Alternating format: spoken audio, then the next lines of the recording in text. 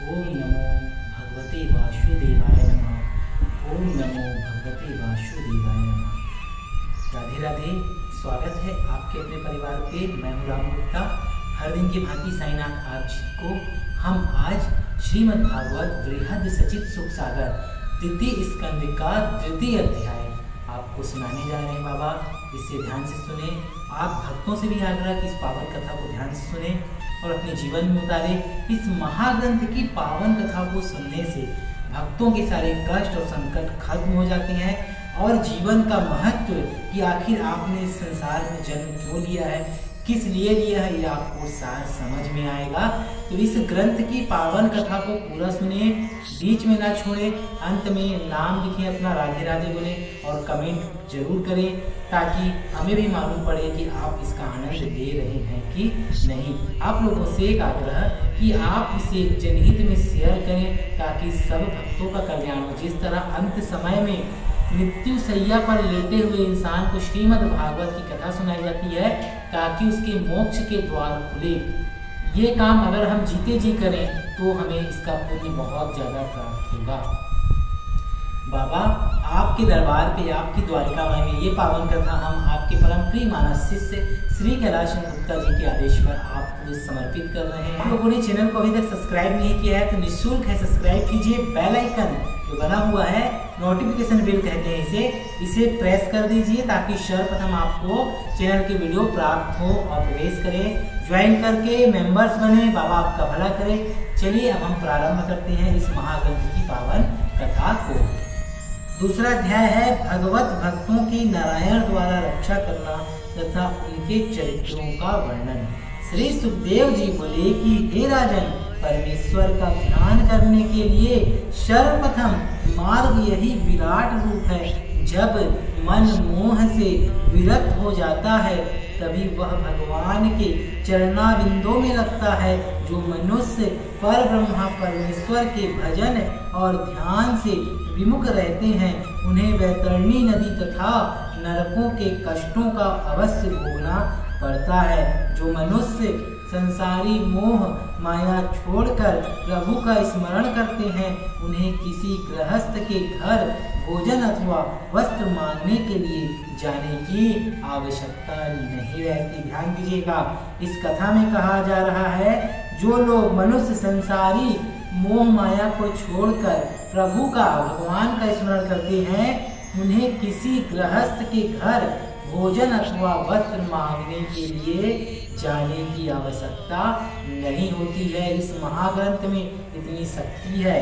हे राजन, जो प्राणी मानव जन्म लेकर भी भगवत भजन करके अपनी मुक्ति का साधन नहीं करता उसे पुनः 84 लाख योनियों में जाना पड़ता है। और जो प्राणी मनुष्य देह पाकर अपने जीवन को खेल कूद तथा संसारिक माया जाल में बिता देता है और जगत पिता परमात्मा को नहीं पहचान पाता उसकी वही दशा जाननी चाहिए जैसे कोई वस्तु ऊंचे पहाड़ पर चढ़ने से पूर्व ही नीचे गिरने पर होती है।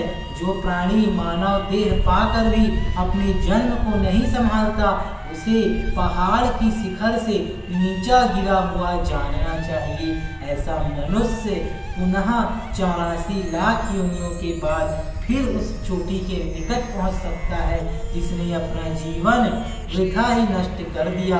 वह मनुष्य मरने के पश्चात पछताता है परंतु उस समय पश्चाताप करने से कुछ कार्य नहीं चलता है। ऐसा प्राणी के लिए उचित है कि वह अपने जीवन का समय नित्यपति घटता हुआ जाने।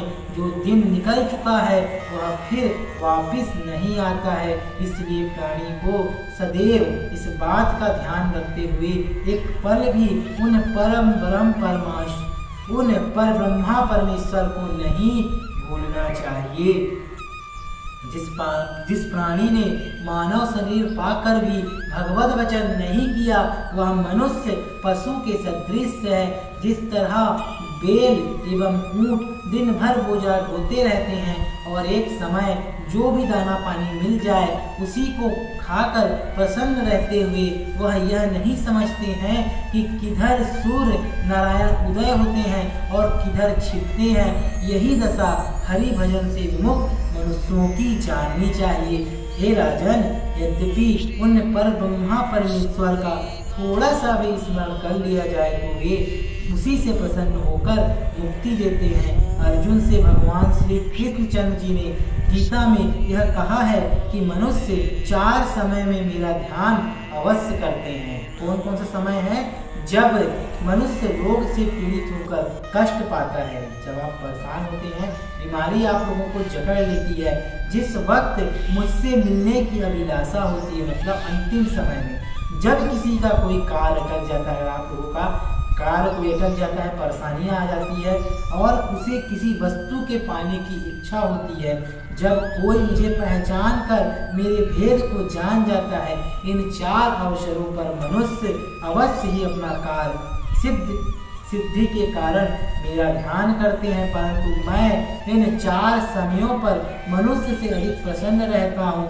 ज्ञानी पर मैं इसलिए अधिक प्रसन्न रहता हूँ कि वह सदा किसी अन्य पर भरोसा ना करके केवल मेरा ही स्मरण किया करता है। अतः हे परीक्षित, तुम अपने हृदय में किसी तरह की शंका मत करो।